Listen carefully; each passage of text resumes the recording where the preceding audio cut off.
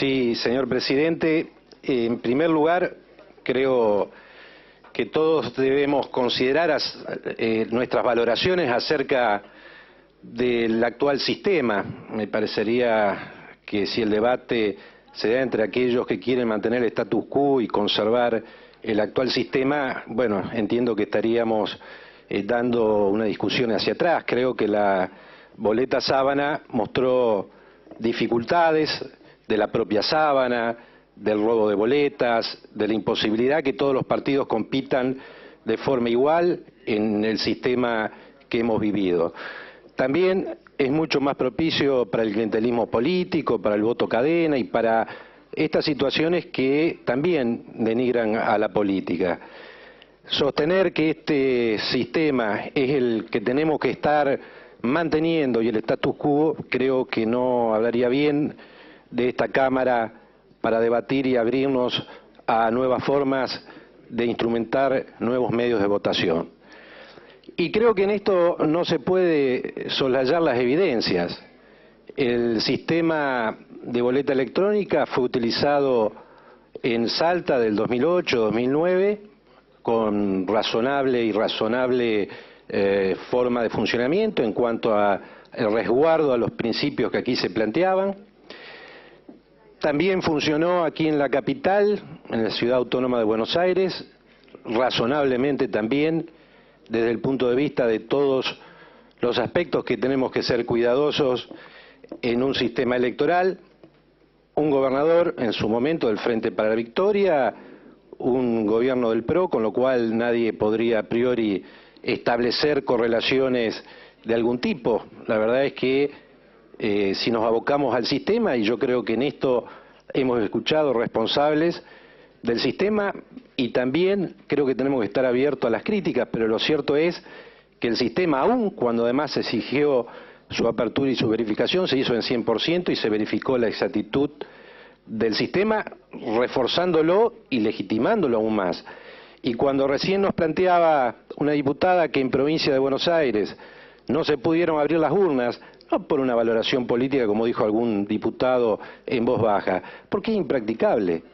Y cuando se chequean los resultados y los escrutinios en los casos del voto Sábana por distintas dificultades, que no tienen que ver necesariamente con algún intento de microfraudes que a veces se hacen en la mesa por un fiscal pícaro o un presidente también pícaro, pero también existen errores humanos y a veces esos errores humanos generan dificultades porque pueden definir una elección. Y yo creo que lo que nosotros tenemos que debatir, y no he escuchado ningún diputado y parte de lo que decía Pedrini, que nos conocemos y ahora estamos ya se fue, ¿cómo te va? Decía, creo que nos abren una puerta para discutir.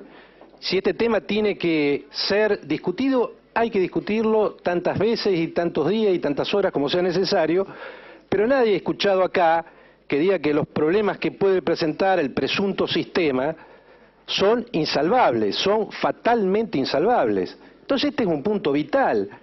Y a mí me remite a otra cosa, me remite a decir cuáles son las garantías que yo tengo para apostar a este sistema, para creer que este sistema me garantiza todas las condiciones que tiene que tener un sistema en un voto democrático. Y no digo, para nosotros, los radicales no es menor en el 2016, teniendo en cuenta que en 1916 se aprobó la ley Roque Sáenz Peña y se cumplen 100 años, votar un sistema que no me dé garantías. Y no lo voy a hacer.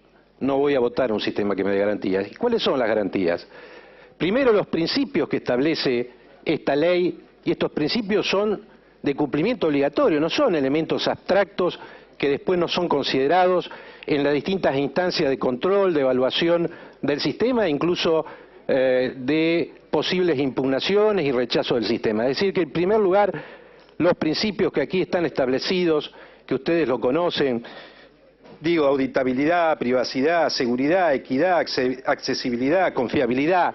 Entonces, si alguien me dice, como se decía acá, que el chip podría ser grabado, o mejor dicho, tiene una grabación, creo que se dio la explicación de cómo es aleatoria, por lo tanto no se puede conjugar el chip con el votante, pero aún así, ese sistema tendría que caer, si se propone eso desde el Ejecutivo, en cualquiera de las instancias que se nos presentan, o en la instancia de homologación o en la instancia de impugnación.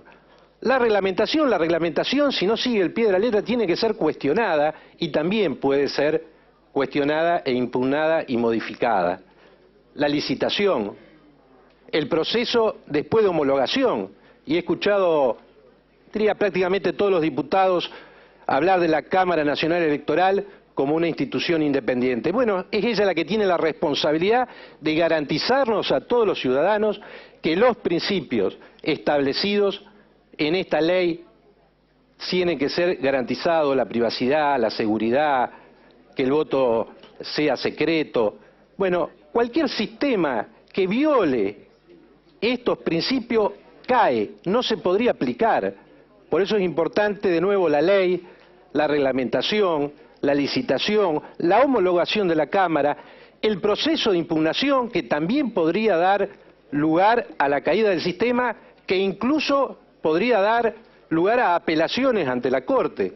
Esto es un sistema que tiende a garantizar justamente que los principios, de distintas formas, desde distintas instituciones, y aquí en el caso de las impugnaciones, que también podría dar lugar a que se caiga aquel sistema que nos propone si no nos dan garantías, yo lo abriría no solamente a los partidos, a las universidades, sino también a hacer propuestas más abiertas, porque esto es lo que nos va a dar garantía.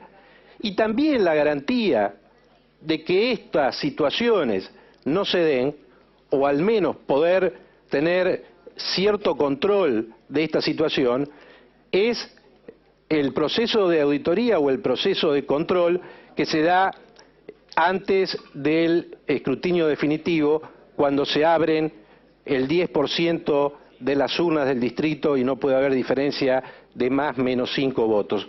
Todas estas condiciones que se pueden discutir, que podemos avanzar y profundizar, son las que nos van a dar las garantías para que esto suceda. Y bienvenidos los hackers, bienvenidos aquellos que plantean observaciones, pero también lo que creo que es fundamental, cuáles son las garantías institucionales para que el Estado, no un poder ejecutivo coyuntural, no solamente un poder judicial, sino también las impugnaciones y los actores que pueden actuar, nos den garantías suficientes en un proceso transparente. ¿Qué puede pasar?